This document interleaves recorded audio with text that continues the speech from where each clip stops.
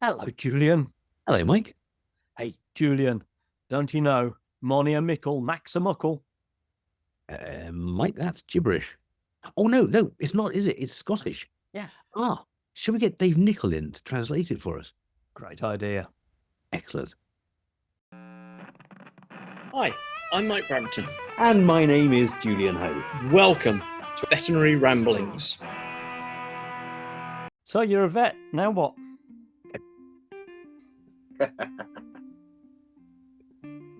Where did that all come from, Dave? We're stunned into silence already. No, so you're not a vet now, what? Is probably the book I should be writing now. Now you're not a vet, so what? Or wait, that's all wrong. That started as... So that wasn't the working title. The working title was, shit, I wish somebody had bloody well bothered to tell me on day one, but they didn't. So I found out the hard way, which is how most of us find stuff out. And I just thought that, I think I was nearly at 20 years. I was about 17 years when I had the idea, and it was about 20 years when I actually got the book out. And I just had this idea I just sold my practices in Sydney, and I was over at a conference in Los Angeles. I'd been speaking at an event in DC, and I was flying back home to Australia via LA, and I was going to a marketing conference, and I met a bunch of really cool people, and some of them were like, oh, if you got a book in you. And actually I did have a book in me. I had this sort of idea, like, all these young vets are struggling, and I think I've got some ideas that might be able to help them. Because I'd set up the first graduate internships in general practice in Australia. That wasn't a thing I'd seen anywhere in the world at the time. You're taking GPs and you were going to give them a very, very, in a clinical practice setting, but a bit of didactic, a ton of support, and just set a job up for them to succeed. Like an internship would be, just with a salary, So I'd sort of been mentoring vets for a little while at that point in time. And I'd obviously, I'd been a vet for 15 years myself. So there was a whole ton of mistakes and wins that I just had in my head, and I wanted to get out there. And so I took what I thought would be a shortcut, and somebody said, oh, we could record your book. And I thought, that sounds great. And I said, how much would that cost? And they said, it'll be $3,000. And I was flush because I just sold my practice. I said, that sounds great. So then we recorded it, and I got it back, and I went, that does not sound great. That sounds bloody awful. Or it read badly. And it was intended as a lead generation thing. Mm-hmm. Can I write a book that just gets people to pay attention and, nefariously exchange their email address, and then I could send them all sorts of other stuff. And then I got the book copy back, and I thought, I can't put that out. That's just nowhere near publishable quality. And so I then, having paid the £3,000, rewrote the whole lot from scratch, which is probably the way I should have done it the first time. But it got it out there, it got the ideas formulated, and actually I've quite a good friendship with the publisher who had dogs, and after reading the book, got his dog's teeth done and couldn't have been more happy and thankful. So he was really good in just helping me publish everything from that point, and probably spent way more time on it than he should have. Even when I rewrote it, he just kept on the project and did the work. But it was a brilliant project because it pulled together not just my knowledge, but I'd met people. I'd traveled out to Australia, going across the world, and I'd met some cool people, and some of them were editors or journalists. And so I'd met this family, and the dad was an editor, and the sons were wee boys, and this was sort of 7 years later. And now the boys are grown up and they're journalists as well. So they actually edited it for me and did the American version. And so it was just this really nice collaboration of people I'd kind of met on my travels to get this thing put together. It became a thing. And now, I'm really happy with it. And it's, it seems to be standing up to the test of time better than my first book did. And, people buy it and it makes a difference. And it's, it feels nice to have done something that helps graduates. So it's primarily aimed at recent graduates, is it? Yeah, so it's kind of for final year vets and new graduates, really. Mm. that's the intended audience, sort of people in the last year of vet school. And it's basically like, okay, here, it's about to get real. Like, so here's what you really need to know. Because I must say, full disclosure, I haven't read the full book, but I did an analysis of it, and it seems that there are quite a few bits in it that are applicable to even old in the tooth vets like me, been out for almost 30 years. There's some very useful tips in it. Oh, thank you. I mean, look, it's my interpretation of the part of the art, more of the art, and some of the science of communication, and that's really been my fascination has always been people. You know, I was interested in animals, of course I was, but it became, I didn't become obvious that was important. It was just always something I was curious about and was fascinated more by the people and the relationships. And I couldn't tell you exactly when that started. I just think, you know, there's probably something in my upbringing that meant that was there. And I just, you know, I say, like, I went through vet school feeling for the most part like I might have made some hideous mistake and thinking, geez, you know, it's like at poker tables, you know, if you can't spot the mark at the table, you're the mark. Well, I was definitely one of the dumbest in the rooms. And I really struggled with I suppose, the more intellectual, the book learning, the concentration, probably ADHD these days, you would have that. And I struggled with that. And I actually really enjoyed the more practical sides of it. But once, I remember going to the PDSA, I graduated at Glasgow University, and we, you know, we had this great relationship. And still to this day, I think we have that relationship with the PDSA, with a PD up in Glasgow. And so they would put up with us going in and, you know, hacking our way through, not literally, didn't let us operate, but, you know, hacking our way through a few conversations. And I just remember in that moment being in the exam room with clients, real clients, and all of these people that were like, just like so smart and so good, suddenly became all nervous and timid and struggled. And I just loved it. Like, from the first moment, I was like, that was the first time in final year where I thought, this is what I can do better than anybody else. And maybe not better than anybody else, but this is how I belong in this room. And it was communication. So I think what I wrote in the book is this sort of blend of experience but a lot of it's communication. You'll find very little clinical relevance in there, and everything will be about how to be with our fellow humans, because I think that's the secret to, you know, a successful career regardless. I mean, if you have to work with people, and I can't think of many careers where you don't, unless you want to be a lighthouse keeper on that island off the coast of Australia, you know.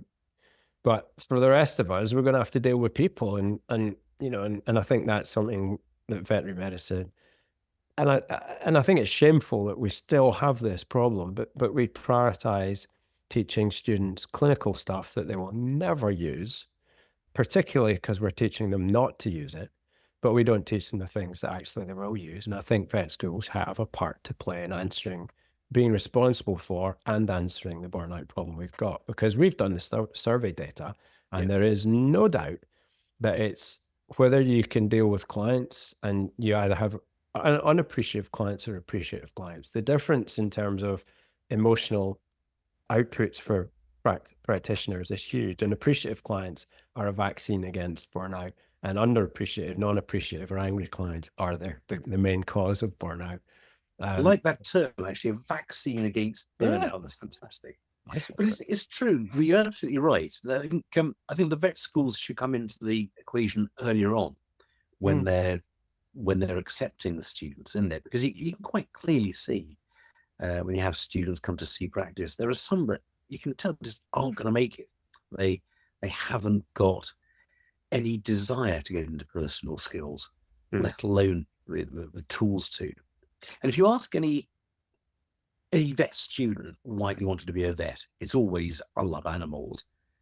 If you ask any vet who's 10 years or more qualified, why do you enjoy being a vet, if they still do, it's always because I love people and their pets.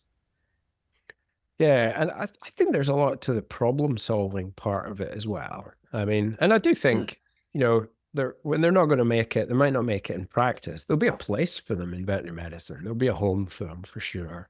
But I do think that, there's something wonderful about the opportunity to solve problems, but you don't get to play with the puzzle unless you can get permission from the owner. And to me, that's one of the most important interfaces. So, the book was trying to arm people with the skills to be able to do that. And then once you're playing with a puzzle, just take some of the weight off of the shoulders, this pressure to get everything right immediately, first go, to not fail, to work with the other people in your team, to not be paralyzed by the fear of being sued or struck off. And, sort of just wanted to address some of those issues really head on for people. I love the expression "to play with the puzzle." I think that's a super expression. I think that's one of the secrets for me, is it's just all a big game. Like, as soon as you take it more seriously than that, I think you've got some problems. And that's not to say I'm being flippant. That's not, I think an animal's life is not just a game. No. But it is a puzzle. The puzzle is there to solve in there, and that's the fun. That's the interesting part. And you can have that lightness, that approach to it, and still be perfectly professional. But it is a game, and you mustn't take it all too seriously. Otherwise, you can really get caught up in the whole vet identity thing, and it's like, that feels like a bad route to go down. So was it really a light bulb moment that came to you that I really enjoy this aspect of it, that human interaction in the final year, rather than a series of bad experiences that thought, this can't be right, I've got to change this? Because that strikes me as incredibly positive as well. Yeah, it wasn't ever a series of bad experiences. I mean, there were some bad experiences. Oh, for sure. Like, I didn't get any repeat years or specials because I managed to fluke my way through. Like, there were some exams I shouldn't have passed. Like, I got lucky I started reading the pig medicine book. It gave me such a bloody headache that I just decided not to do it. And I couldn't read more than a page without falling asleep or wanting to be sick. So I was like, I'm just not going to do this, and we'll see what happens. And blow me, I got a question on pig medicine was an E. coli bacteriology question. I was like, come on, and then there was another bacteriology question. It was a bacteriology question. I was like, oh, thank you, God. Well, with pigs, it's either going to be overheating or stress at slaughterhouses, or E. coli, or Erysipelathrix rhizopathii. One of those four things, isn't it? See, I'll take your word for that. I have no clue, not a clue. And David Taylor would no doubt want to chase me down and put me in a ground with the pigs if he heard that. But I don't care, because I was never going to do it. So I got lucky, and if I got pass-fail orals, and I got them on it was the even year, second and fourth year, that I sailed closest to the wind. The odd years I seemed to do well enough to not get in trouble. And final year, you've got to work quite hard to get in trouble at final year. So by that point, I think you have, haven't you? They've sort of invested enough in you. And again, I remember Sandy Love mocking me mercilessly. You don't know if you've passed or failed, and we're sitting out nervously, and Sandy Love just took the level of piss out of me that wouldn't have been kind had I not passed. So that was sort of the moment where I thought, I've definitely passed. So, and I definitely screwed his viva up. But it was the people. It was just the people that you're interacting with. So I think, like, to answer your point, like, there wasn't a series of bad things. I mean, there was moments where I just thought, what am I doing here? Like the whole of biochemistry. Oh, what am I doing here? There were moments, I remember on Wednesdays, like Wednesdays were always sports day. Yeah. Sports mean the world to me. So I wasn't present. I was representing the university playing rugby every Wednesday. And then we got to the exam. Let's just say that. And I sat at the exam, and I got a little tap on the shoulder and an invitation to go to see the head of the department, the professor's room, to discuss my results. I think I'd gotten less than a monkey would have gotten by guessing. I'd gotten like below 25%, and I really didn't have a clue. And he sort of said, well, what's this all about? And I said, well, I have a choice to make. And, I made a choice. He said, well, if you want to be a vet, you're going to have to make a different choice in the next couple of terms and sort this shit out. And so, I picked up the message, and it wasn't a problem because we got knocked out of the cup because we were crap quite soon. So that wasn't a problem anymore, and it sorted itself out. But you know, it's balance, guys. You know, it was like the education part I didn't enjoy for the first 4 years, and I tolerated it. There was still wonderment for the first 4 years. Let's put it in context. Yeah, Out of the 5 years. Yeah. So okay. Yeah, 80% of it I didn't enjoy the educational experience, but I thoroughly loved the university experience. Mm. And I think, you know, that's the more important part of it. Like, I'm sorry, guys. It really is. often have you used- Absolutely agree with you there. How often have you used the Krebs cycle in your day-to-day life? Twice. No, we talk about it a lot on But we Veterinary. do talk about it quite a bit actually, yeah. And I was chatting to someone the other day about the nuclear beta oxidation pathway. So you know, I think we probably ought to move on a bit from that, but yeah. It's a great question, Dave, and it's perfectly It valid. is. It's It just is. it's landed flat on this one. Yeah, it has, because we do discuss. This is a most very non-representative sample of veterinary medicine, though, gentlemen. Because that's the first in like 100 million people have asked. But my point is, if you're in general practice, you know, you're in the vet school for the first 4 years to pass exams, and then you forget it as quickly as possible, and then you never use it again. Whereas the whole way through, we don't learn about the things that actually are much better correlated with happy career outcomes. And I just think that's shocking. So, you know, that's we've all got a responsibility to make veterinary medicine better. Universities have to do their bit as well. Yeah, they do. And actually Krebs cycle is taught very badly, I think, at an undergraduate level. I did my first degree in microbiology and biochemistry, and of course Mike did something very similar. And so You're fucking joking. no, we're able to put it into more context. It's like the fucking ATP nerds here. Yeah, totally. And acetyl coenzyme. Yeah, it's fine. Oxidation pathways, glucose tolerance, diabetes. Where do you want to take it? Veterinary dorks. Ketoglutarate, succinyl CoA, succinate, fumarate, malate, oxaloacetate, acetyl CoA, and citrate. So there we go. I'm like, back we start okay, again. so I apologize for stepping on your hallowed ground. You're not, because the point we often make here, Dave, is that we meet a lot of interesting. I know you do podcasts as well, and you meet a lot of interesting people in your day-to-day life. But the point that seems to continually be discussed and continually come up is in things like athletic performance, in basic nutrition, even weight control. If you want to go into those areas. We all learn Krebs cycle at school, don't we? It's an A-level thing. We get it in our first year at college, and then we forget about it. Yeah. And we find that we've got, some triathletes, for example, take glucose and carbohydrate to give them energy, to keep them going. The logical pathway would be to use fats. And we go on, you get fats to fatty acyl CoA, and then fatty acyl carnitine to fatty acyl coenzyme A. That then yields citrate. Pyruvate goes into that. Was it acetyl? Yes, acetyl CoA coenzyme A at that stage, isn't it? And it releases ketone bodies and carbon dioxide, but it also yields a shit ton of ATP. Yeah, and energy. And one of the byproducts of this, of course, is water. Yes. Yeah. Which means that if you're on a moderately intense long haul cycle leg or run on something like a triathlon. No, I mean, I don't know if you've ever heard of triathlons, Dave, but I can see where you're crowbarring this too. Oh, hold on. I seem to remember actually Dave does do triathlons. Oh. In fact, he Repeating does triathlons at quite a high level, doesn't he? Yeah.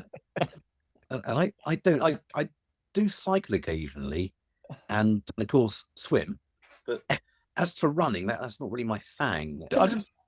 I just remember one memorable ride from Inverness to Glasgow on a charity ride. And I was riding with a triathlete. And at the time I was racing bicycles. And I think I had half a cup of water. And I had to stop at one of his sandwich stops because he was having sandwiches and bananas and drinks topped up all the way. I had to stop near Glasgow because I needed a wee. But I'd only had half a cup of water the whole journey. And that was because I was running on ketone bodies. And your Krebs cycle. I was in Krebs cycle. Yeah, I was right in there. And well, you were out of Krebs cycle into the nuclear oxidation pathway.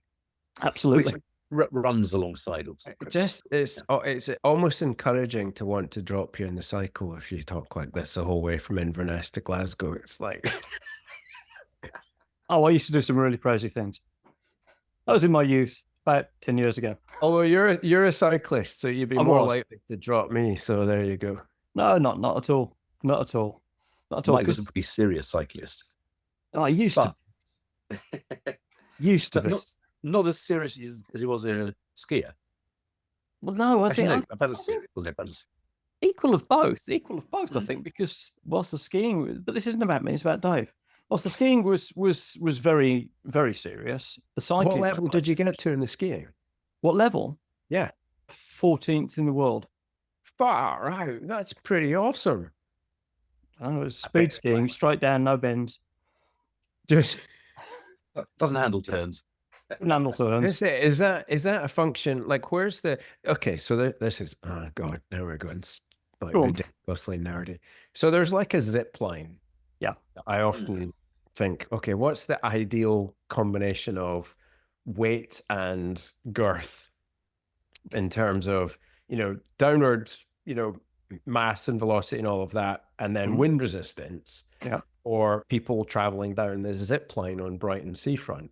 Okay. And I've spent probably too long, not as long as you've thought about the Krebs cycle, obviously, but more time than I should, trying to figure out what is the sweet spot, because there must be a sweet spot. So that then makes me think, so what is because obviously mass matters a lot when you're going downhill. If you don't have to turn, then basically it's all, because you can go faster, I believe, in speed skiing than terminal velocity if you were just falling out of a plane. That's true, right? Yeah, that's correct. That's correct. But the aerodynamics is a massive part of it, Dave. And the other significant aspect of it is the profile of the hill. Yeah, right. Because if it's just a straight 45 degrees top to bottom, you don't get the big records. It has to be steeper at the top, like a drop slide, for example. Yeah. And that's what gives you the initial acceleration that you then carry through. And then it hits that 45. So then it hits 45 or something like that. Yeah. Yeah. Yeah. So what's the fastest you ever went downhill? About 124 miles an hour, but that was on my head, unfortunately. So that's what happened to the hair, of course. That must be terrifying. And to lose it at that speed. Have you got like metal work in your body as a consequence? No. A couple of fillings, I think. Yeah. I probably vibrated out. But the fillings came from playing rugby before I took up speed skiing. But it's not about me. This is about you. No, I love that. 14th for the world's cool, though, man. Well done. Nick, tell us about triathlons. When did you get into that? You played rugby at uni, but were you a triathlete as well? No, not at university. I was a meathead, as we used to call ourselves. So I was a little meathead. I was a scrum half, as will come as no surprise to you. And I was a hooker. So there you go. So you can sort of tell, can't you? Yeah, this is me life size on the screen. No neck, and one of my legs swings, the other one doesn't. No neck anymore. That's it. So yeah, you can tell I was okay. So no, I played at school. I played up to the age of, I think it was 24, and then I suffered a partial tear of an ACL when I was like 17. And it just started getting this really loose, weird feeling in my knee. And I was playing reasonably well and at a reasonable level. not a good level, but sort of, lower league English regional sort of rugby. Mhm. I'm really enjoying it. And then my knee was just like, it was getting bad and sore. And I moved to London, and I stopped playing when I moved to London. And then I got to the point where I couldn't run a mile without pretty severe knee pain. And I went to see an orthopedic surgeon after months of a referral on the NHS, and he went, "Well, your knee's not unstable. You just shouldn't play rugby anymore. Just quit."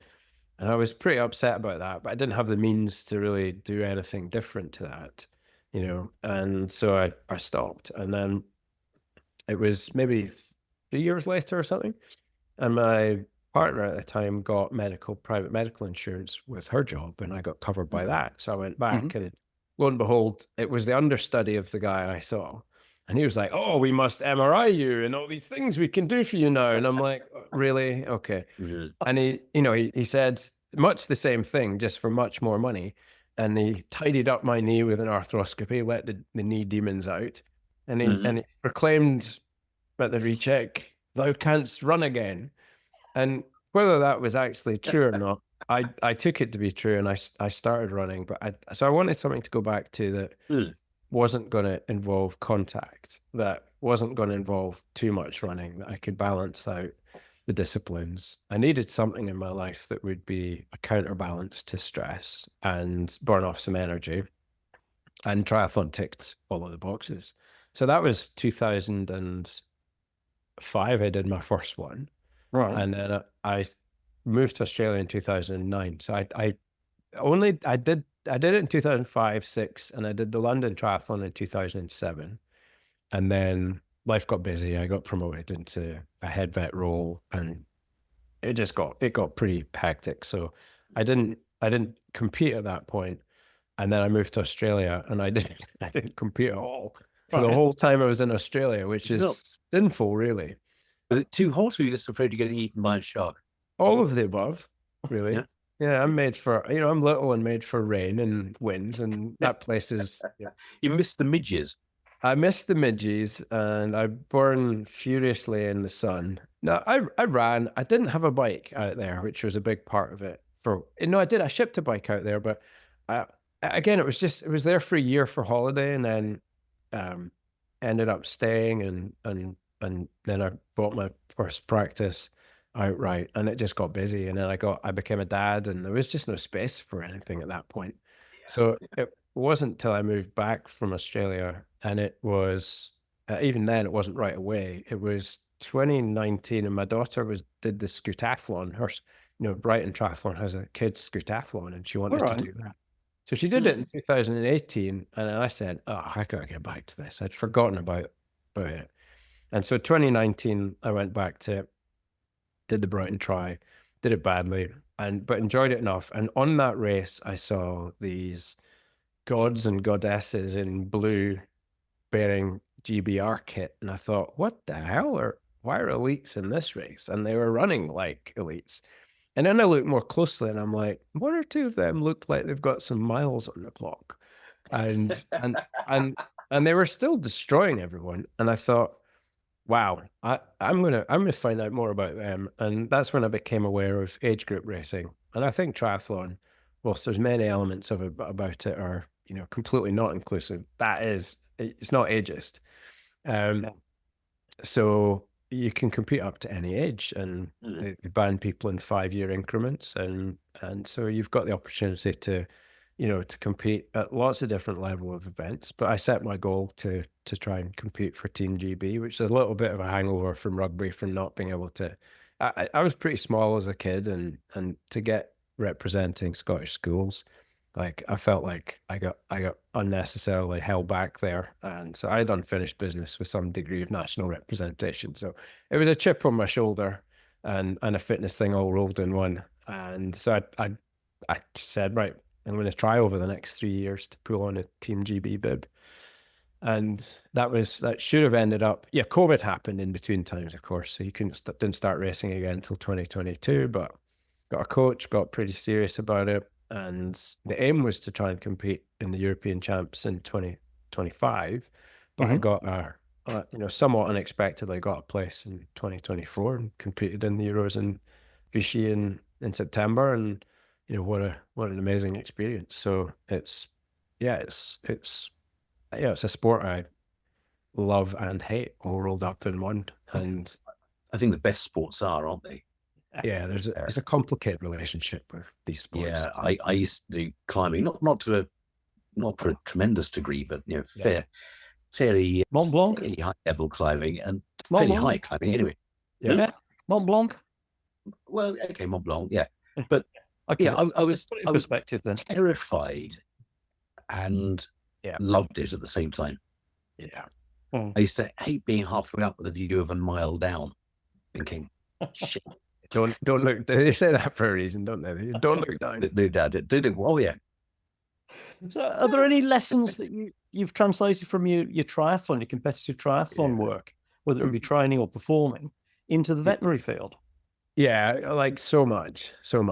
I did, I think after the first season, I sort of was trying to reflect on that. And I think that's like, I think about that, what goes both ways in almost everything that I do.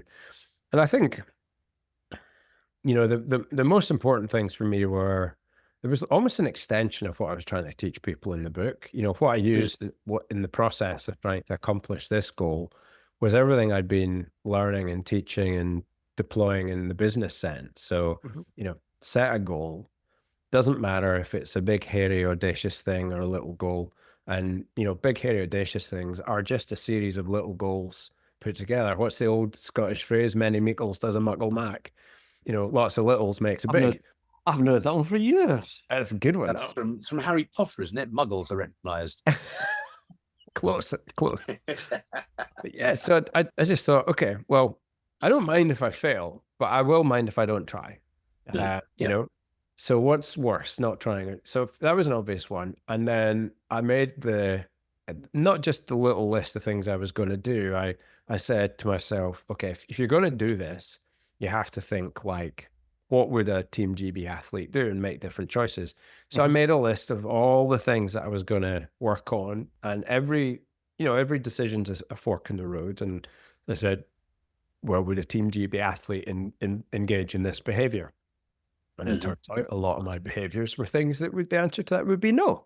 So I had to adjust quite a lot of, that extra whiskey, or that whiskey at all might not be the thing that a Team GB athlete might do. And so, there was a lesson of goal setting. There was a lesson of incremental gains. There was a lesson of finding mentors and coaches and people that had done things before, like not reinventing the wheel. And so all of those things are sort of deployed. And, I think one of the things that really struck me about competitive sports is how important rest is compared to training. And I hadn't really fathomed that the real work is done in rest, and you're really just breaking yourself in a controlled way with the training. And then it's the recovery where the gains are made. And that for me became kind of a revelatory thing for practice, particularly with younger vets. But anybody striving for anything is, pushing yourself out just enough outside of a comfort zone that you have micro fractures in your ability to cope, and then giving yourself enough space to pull back into somewhere where you can actually feel comfortable again, and literally rest as well, like get some sleep, take breaks, things like that. And if you can find or create an environment as either a leader or as an employee or a teammate, I think that's a real sweet spot for us to aim at. And so I think that was the sort of biggest thing that I felt was really, really relevant. I'm going to ask you here, David, as a vet, do you have any evidence base for that? Well, actually, so I was hoping you would. Yeah. So, well, there's quite a lot of research on, and I'm absolutely buggered if I'm going to be able to quote it for you just now, because I just make it up. I won't know. Make some shit up. No. So, I mean, sort of zones of learning, and this maps Bloom's taxonomy of learning and things as well. Like, where your level of complexity of something that you're dealing with. Let's take stress as a definition to start with. So the levels there are unconsciously incompetent, consciously incompetent, competent, and unconsciously competent. Those levels, or you're talking about the... Okay, so that's related for sure. But Bloom's taxonomy is from a teaching point of view, and weirdly, I would never have thought I was going to be a teacher, but that's basically what I've become. Is what both my parents are. I just do it with more comedy and better slides. But, you know, a lot of the, you know, well, I want to start with the definition of stress. And it was a really cool psychologist I was interviewing on my podcast. And she had this brilliant definition of stress. Like I had a sort of half-baked definition, but she had just nailed this definition. It was, you know, stress occurs in any situation where the demands of any situation exceed your resources to cope with the situation or to handle the situation. So I thought as a ground zero, that's pretty good. So if you're averse to failure, or you know you want to stay comfortable, then you never exceed your demands, and that's almost a working definition of being comfortable. So you can show up to go for a run, and a lot of people do, and they'll just you know, if once you get off your couch and you're just trying to do 5K, you'll get gains just by running, but you very quickly plateau and you don't go anywhere from there because you're really not stressing your system enough. And so there's a relationship between the amount of stress and the amount of good you're doing. And if you push too far, I mean, there's tons of evidence of this in actual sports. You know, you initially, when you push over your thresholds, then you start inducing micro tears in your musculature or your soft tissues or whatever. And then it's the healing process that recreates different chains of bonds and numbers of, whether it's muscle fibers or whether it's mitochondrial density in your muscle or all of that kind of stuff.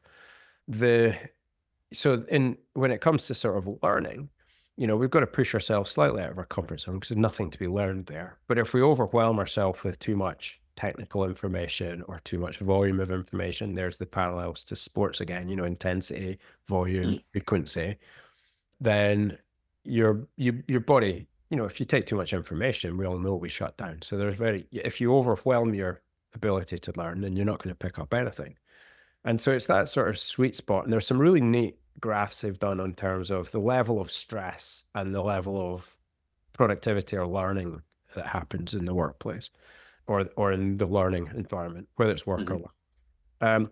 And so you know, if you go too far, you go into panic, and that's the equivalent of, you know, if you go to track without doing some strength conditioning for the first time in months, you not run, you're basically not going to you're a tear hamstring, or, you know, it's going to be miserable before, during, and after.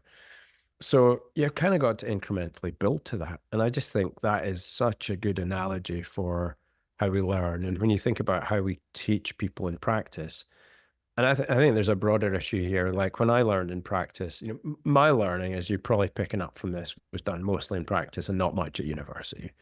And I was blessed, you know, the good decision I made was choosing the right people to work with. And I'll forever be grateful for the practices I worked with. Malcolm Ness to start with, and boy, did he kick my ass into some degree of shape, because it needed kicking into shape. But it wasn't just him. There was some really, really good vets in a broad discipline of spectrums who didn't just feed me the information, they challenged me and you know, they pushed me to have answers myself. And then I went down to London and worked at Park Vets with Graham Peck and Craig Devine. And, you know, again, it was a bigger team, very diverse amount of skills there. I actually got lazy. I ended up in a comfort zone there because there's so much skill. It was easy to ask, and I just got lazy and I stopped learning, and I had to push myself to start. I realized that. But, you know, in practice, I think our graduates now, where can they go into practice compared to 10, 20 years ago, where there's an abundant supply of knowledgeable people who feel like they get it, they understand it, they're comfortable in their jobs, they're good at teaching. That's not as prevalent as it was when I graduated, because corporate medicine has bought up a whole bunch of practices, and a whole bunch of owners have retired or gone out of it, and they're being replaced with clinical directors. And no disrespect to clinical directors, some of whom are fantastic, but they're pushing people younger and younger because people are burning out, and they're not comfortable being vets yet. Let alone the mentors have gone, haven't they? That's the thing, right there. Yeah. Exactly that. And I think that's, you know, where's the equivalent? You know, it's hard to fail safe if you don't have a mentor. And you can make a graduate academy, you can do these things, and they're good initiatives, but you need that point in care. I've seen this shit. I know how to talk to that client. Don't do this, do that. It will be okay. Just nudge people that's a point of care in the moment mentoring that is necessary for the learning journey to continue safely. And without that, you're kind of constantly stuck on the precipice of, oh shit, what if? And that's a very stressful place to be. And so the obvious get out of jail free card is refer, isn't it? Yeah, that's true. That's true. And of course, there's a place for that. Of course there is. But yeah, there always has been, of course. But I think there's a denial of opportunity for yourself there. There's, I think part of the wonderment of being a vet was the variety and the breadth of it. And of course, it's all gotten extremely serious now, and people take a dim view of having a go at things. And there's certainly a strong argument behind that as well. And I think that's one of the best reasons for vets going overseas to seek experience and really build that up. Rescue programs all over the world that need good talent going there.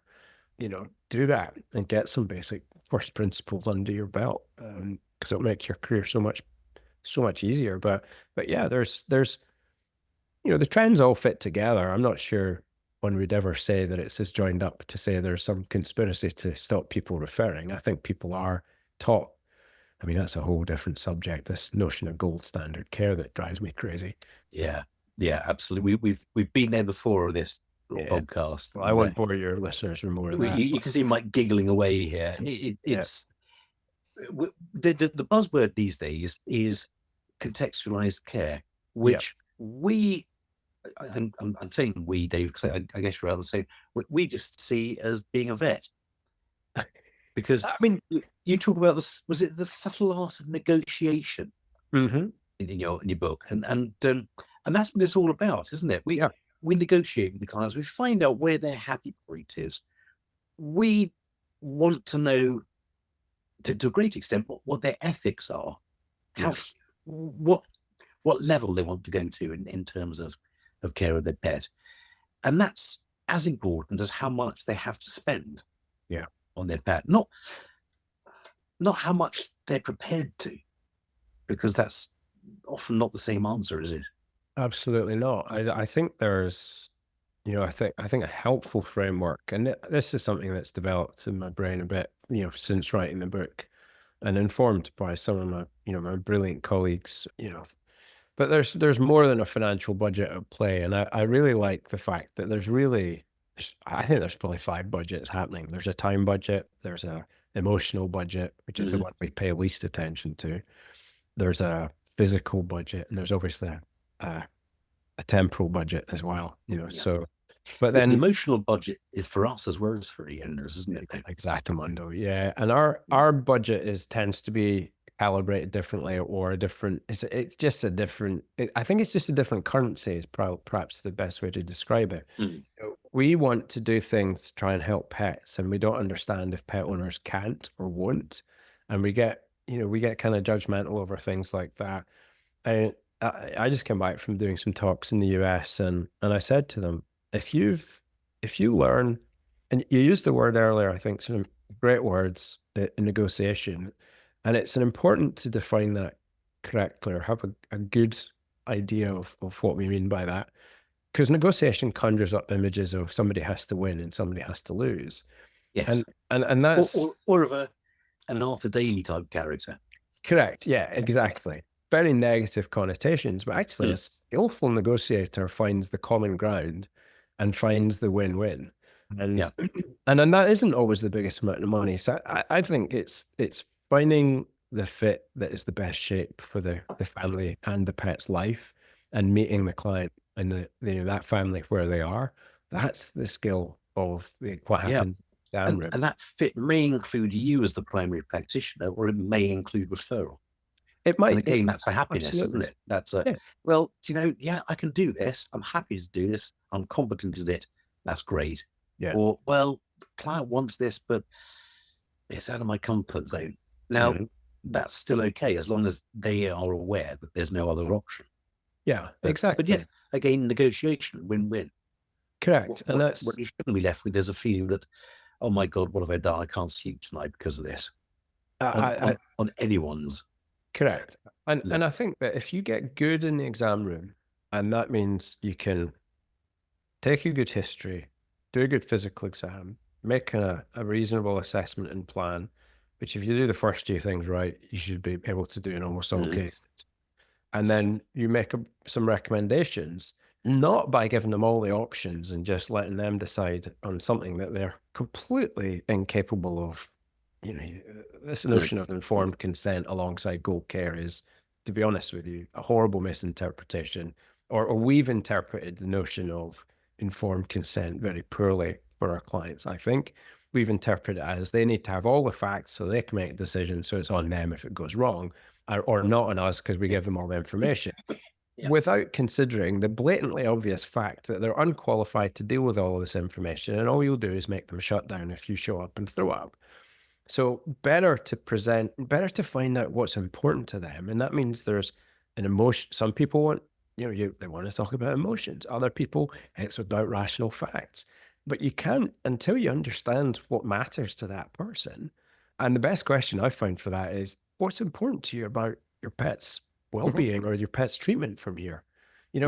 What's going on? Talk to me about, how does that feel? What do you get when I say that to you? And it gets you into a completely different part of a conversation. But once you understand that, so this dog actually was a gift from your husband who passed away, and that's why you don't want to do the anesthetic, and you're terrified of this thing. Let's just empathize with that a bit before we go on and have the rational bit of the conversation. Meet them where they are, and then you open up the opportunity. But we're under time pressure, or we're unskilled at having those, or uncomfortable having those conversations. So we kind of don't. But I really think informed consent is about meeting in the middle. You have to be informed. The notion of informed consent is the client. No, you have to get informed, not just about what's going on with the animal, but what's going on with the family, and then put it together and deliver what you think is the best outcome. Knowing that you're not shutting off options. They can always say no. And then you can come to plan B or plan C. It's a two-way street. 100%. Well, plus the fact that client is paying money to see a professional for advice. Yeah, your advice. So there's a part to be played there as well. Once you've ascertained exactly where they're at and what's likely, you've got a right to put your tuppence worth into that conversation. Yeah. And the VDS were very good at providing us some stats for the book on, because this is driven by a fear of, well, what if I get sued, or what if I get it wrong? And, and so AVMA were really unhelpful at giving me information. They just didn't respond. But the Practitioners Board in New South Wales and Sydney were really good. And so were the VDS. And, and it was, what was remarkably similar in the data was how unlikely you are to, and you don't get sued, you get a complaint. And you don't get struck off for incompetence, not first time anyway. You get struck off for gross wanton continuing acts of negligence if you're endangered, but you get struck off for dishonesty. Yes. And so just meet them in the middle, make your honest recommendation based on the facts and the evidence before you in a way that they understand. And you're just not, you're less likely to go wrong, and your pet owner will trust you much more because you've connected. And I think that connection is just absolutely critical. I'm quite happy to say to pet owners, listen, here's what I would do if it was my pet in this circumstance. And here's why. Your circumstance is different to mine. So let's talk about it. And if that's honest, if it's backed up with an evidence base, and there's a chat about costs involved with it, then I think you've covered everything, haven't you, really? Yeah, no, it's just back and forth. I mean, you guys know, like, this whole game is trust. Like, every human interaction is all trust. Yeah. Which is why it's very difficult for vets to buy cars, because we're dealing with a different type of negotiation there, aren't we? Oh, yeah. Does it start every morning? Oh, yes, great, I'll buy it then. It's not starting. That's because it's an afternoon now, you see. Yeah. There are good and bad. Like, I love it when I meet somebody who's a good negotiator or salesperson, and actually they're just a good communicator, because they understand that every good conversation, there's a point to it, there's a there's what we're trying to get out of it, and there's how we need to be in a moment, whether that's emotional or rational. Yeah. And then there's a resolution to it. And the very best, like, I just think it's amazing, whether you're in a restaurant or I've yet to experience a car salesperson that does this well. But there's so many walks of life that you encounter and you're like, oh, I didn't want to buy anything. And I bought the farm here. Like, it's just. And that's great. You can admire that. But what I hate is people who don't have any negotiation skills, but they are very good at repeating your name. So, Julian, what are you here for today, Julian? Oh, so, Mr. Hone, I think I would see that I can match you up, Julian, if I don't mind saying, with the car of your dreams, actually, because, Julian, you would piss off. I mean, you make a good point, Julian. And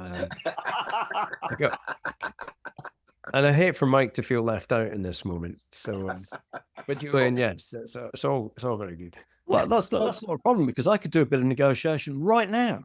Yeah, go on then. Go on, negotiate with Dave over something. Just a minute. I could do. Well, it might be more of a trick question than anything, because I don't know whether Dave's had the opportunity to get across Veterinary Ramblings and what we've been up to for the last few years, because we've learned a lot tonight and we're learning skills. And I was wondering, Dave, have you come across our signature 60-second CPD? Well, as a matter of fact, I have. Yay! Fantastic. Well, there's a win-win then, isn't it? Yeah. So I've now, because I'm quite verbose, I've written a couple of notes just to keep me on track. But you've got a timer? Oh, we've got a timer. Can I be, for the first time ever, I'm slightly worried I'm going to say too little, but I think less is more in these situations, right? Should we discuss that afterwards, or do you want some mentoring before you go in here on the edge of your comfort zone? I'm well up for mentoring at all points, so I'm yours. I think you've already hit the nail on the head there, that very often less is more. And at the end of the day, there's always the opportunity, as the clock ticks down, to emphasize and make that killer point right at the end. Well, Mike, I've got to say, Mike, you did such a good job there, Mike, that I think I was picking up what you were putting down. No, I think you were ahead of the game already there, Dave. So, no, that's excellent. Okay, so we're thrilled that you're up for the 60-second CPD challenge. What's your topic going to be? So, we've spent time talking today about the book and about graduates, but actually the majority of my work is with practice owners, okay, senior leaders. And the reason for that is because I think the influence that leaders have on the profession broadly is so huge, and we've underinvested in that skill for a very long time. Yep. So it was important to me to be able to, for my work, leadership's a tool to help make veterinary medicine a sustainable place where everybody can thrive. And we're good at that with pets, but we suck at that with people. So this little 60-second CPD is called, do you know what? I'm going to call this the Veterinary TARDIS. The Veterinary TARDIS? Well, okay. In that case, that's because you make time with the TARDIS, right? The time machine. So it's basically, this is everybody in leadership struggles with leadership because they've got no time. And we've done survey data on this, and shockingly, 75% of practice owners have no time to invest in leadership by their own admission. That's shocking. So my 60-second CPD is a kick in the ass and how to make some time for leadership. That sounds perfect. So, Dave Nicol, 60-second CPD on the Veterinary TARDIS. Let's do that. Okay, starting, if I can find my button, now. All right, all time is not equal. There are £10, £100, £1,000, £10,000, even £100,000 tasks that you have the opportunity to do. I want you to take inventory of the sort of tasks you're doing and associate a value with them. It might start to blow your brains what you're doing, what you're not doing. Identify tasks and people and tasks you can give to people so that you're playing the arbitrage game. Give people the highest value tasks that they can do, which will be the lowest value tasks you were doing, so you free up time to do other things. It will improve their satisfaction in their job when you delegate stuff to them effectively. It will increase your ability and freedom to do things. Remember the robots. AI is here and it's your best friend.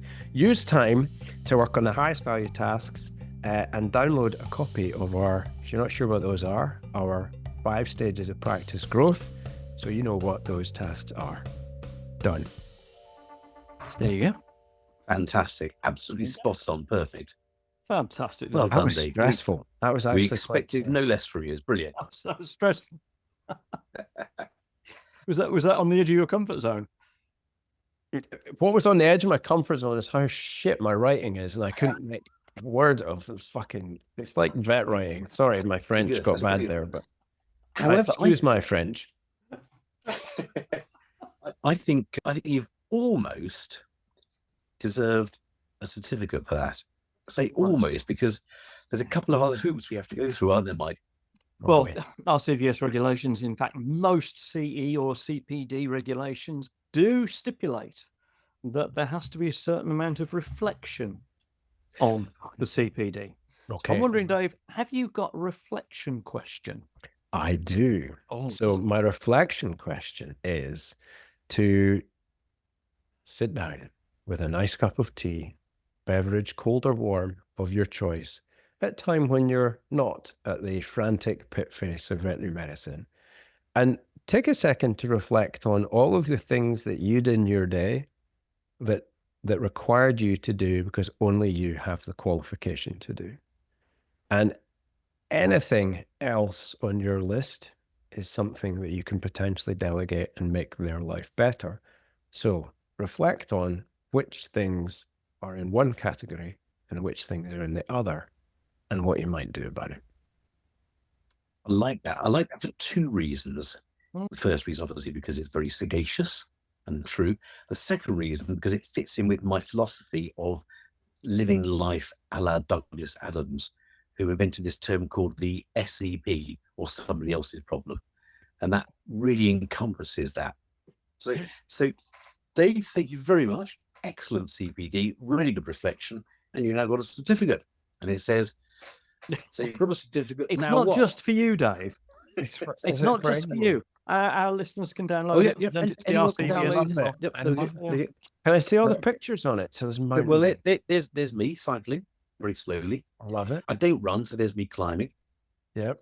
Uh, That's a good. That looks kind of. Are you bracing or that was- dynoing? That was great. I was just making my way over a zone, which is a vertical chasm. In this case, 80 feet above the raging sea in Cornwall, on a climb called Kinky Boots, my favourite climber. And then there's Mike and I having a swim. I say now. Technically, you're immersed in water. I'm confident Yeah, you're not yeah. actually We did- swimming there. We did swim. It was pretty cold that day, though, wasn't it, Mike? It was pretty cold. And that is a dog on various, I'd say life support equipment. And the reason I say life support equipment is because it fits in, I think, with the topic of palliative care. I've had a fascination for these old pets for years, and it probably got fostered most because everyone ignores them. Everyone likes the puppies and the kittens, but I worked with a rescue organization out in Sydney, and it was one of my clients, and she just casually said, "Hey, can I bring you some like animals I rescued from shelters?" And I immediately thought, "You're crazy! You're crazy! No, don't do it," because that's what you would think. But she actually was a really good client, and she did everything for her pets, and she was taking them to another practice, and I just thought, let's have a go at this and see. And so I gave her a far too healthy a discount on reflection, but it was one of the best decisions I ever made. And she brought me she started easy, and then increasingly she found the most wrecked animals in shelters that would never get homes and were probably going to be euthanized. And her thing was she just wanted these pets to live a comfortable last 3 months of their life wherever they went. That was her expectation. And if she could have them feel loved, that was hunky-dory. And I was okay with that as long as, they weren't going to live in pain. And so she started finding these dogs, and blow me, like the work we did. We didn't lose a single one through anesthetic. They all had horrible teeth, heart murmurs, Often they were not neutered. They had breast tumors. We had to do it all in one anesthetic, breaking every sort of good practice rule. And we did not lose a single one. One of them actually came in the room and I thought it had died on the table. It was so buggered. I think it was just exhausted from just all the time it being in the pound. It's a pretty stressful place for them. Anyway, it didn't die. We got them back to fit enough state that they could handle an anesthetic. Often that was pain stabilization of the heart or infection control. And then we took them into surgery and we fixed them up and sent them home. And all the while, this lady documented them and put it onto our Facebook page. She had donors from all over the world donating money for these pets. And what they got out of it was seeing the transformation journey. And that just was a ray of light in people's lives. And we all became kind of characters in this pantomime. But we got really, really good at doing senior and geriatric anesthetics. And so it was a very good experience for us as well. And we just, it was great to see these transformations of these dogs. Well, they lived 18 months on average afterwards. Wow. And it fueled my belief that animals, if you do the right things, it fueled my belief in prevention. It fueled my belief in not leaving old animals because they've got a heart murmur to suffer. I've heard that too often from clients when they've come in for second opinions and things. And it eventually fueled this sort of belief that, that we could do better at the end of life with palliative care as well. And so during COVID, we were looking for ways to take the practice outside of the building, and we set up a community service really. And it became pretty obvious pretty quickly that the most of that didn't pay the bills, and that the bit that we enjoyed doing and that the families wanted was in-home euthanasia. And so Roundwood Pet Hospice was born out of that, and it operates as a separate entity. So there's no kind of conflict between the practice in Northwest London and that. And we want our mission now with Roundwood Pet Hospice is to help every pet and family have a good end and remember those, celebrate that life through cherished memories, then not suffer the guilt or the stuff that people suffer. And that's not to say that practices do a bad job. They don't, but it's just not the ideal job. So partly it's an education mission to help practices do euthanasias when they're doing in-home or when they're doing in-clinic better. And partly it's obviously we're building a service to help families around the UK and vets refer. And there's so many vets don't do house visits now because there's just not enough staff that we've found a very good sort of response from the place we've sort of put vets on the ground, and we work hard to have good relationships with the practices that refer to us and kind of support them. So it's I have to say, as a first opinion practitioner that still does the odd home visit, although it tends to be in my own time because there isn't time outside the practice. I welcome that, and I think you're absolutely right. I was going to say we don't fulfill our Hippocratic oath. Pretty damning statement, but I think we don't. Euthanasia means a good death. And by the time we choose or decide or asked or are told or direct to euthanize, it's beyond that. Yeah. And if we can give these pets, and it's not just pets, is it? But I guess in this situation, we're mainly talking about pets. If we can give them actually a good death, then that really means a good lead up to it as well, which inevitably means a longer life, a happier life. It does, and there's this transition. The thing I never really understood about grief, because in Scotland we don't talk about touchy feely things like that. We get drunk and we try to ignore it till it. Well, have your tea then. Yeah, you have your tea exactly. And I think our why, if you want, our purpose is to help pets live well right to the end. And that couples to and leave families with happy, enduring memories. Yeah, and because we don't treat pets, do we? We don't treat pets. We don't treat dogs or cats. We treat the cat-human bond. Exactly. And that's probably the most important theme coming from our conversation here is that if you're going to do holistic care, you treat the whole system, and there's an unbreakable bond there. And it's such an unbreakable bond that my former mother-in-law still cries more than 20 years later when you mention one of our cats that was euthanized because it was too late. She left it too late, and it was a pretty bad way to end for an animal that she loved. And I think sometimes we forget that in the craziness of the day or the medicine. That 15 minutes in that room, you can, with the right turn of phrase, you can make an enormous amount of difference. But most of us have learned the wrong turns of phrase, and using words like suffering instead of struggling.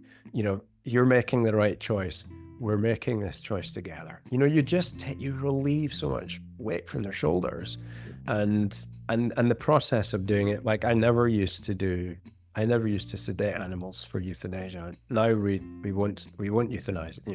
We always use sedative because it's just, it gives the family that time to be, it's never long enough. It's never the right time. Yeah. But when the time arrives, it's a peaceful way to go. And I'll tell you what, I'll shout out a practice that was getting blown up by the Daily Mail, for giving chocolate to dogs at the end. And we 100% advocate for this when we're teaching practices. Dogs come in for euthanasia, give it what they want, hell it wants. Just hope the owners don't change their mind at the last minute, because then there's a problem, isn't there?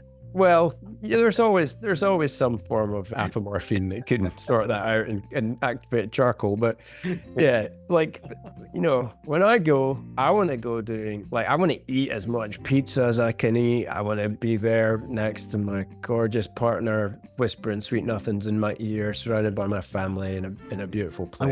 I want to go in my sleep like my grandfather, not screaming and shouting like the 15 passengers on his bus all the time. Such a bad joke. I love it. Rotten sod, you got it just before me. I'm sorry. I think Mike told me hasn't worked together for too long. That was going to be the one. I don't know. Well, listen, Dave, thank you so much for joining us tonight. Absolute to all pleasure. of our listeners and those of you who dare face the screen and see us on video, please don't forget to click like, share, and please subscribe, because it really does make a difference. And if you've got any questions from tonight, drop us a line and we'll get on to Dave and get you the answers that you're requesting. But Dave Nicol, thank you so much for joining us on Veterinary Ramblings. It's been an absolute pleasure. I knew it would be. Thank you. Thank you, Mike. May your Thank you, dog Mike. go with you. I know. Go with you. Thank you, Mike Brampton and Julian Hode. It's also been a great experience. So appreciate Cheers. you guys. Thanks. And cut. Hey. Thank you so much for coming on tonight. We really, really appreciate it. Been great Pleasure. fun. Great No, fun. thank Thank you you. very much indeed. Appreciate your time as well. All right. You take Take care. care, guys. Bye. Cheers. Thanks a lot, Dave. Bye-bye. Bye. Bye.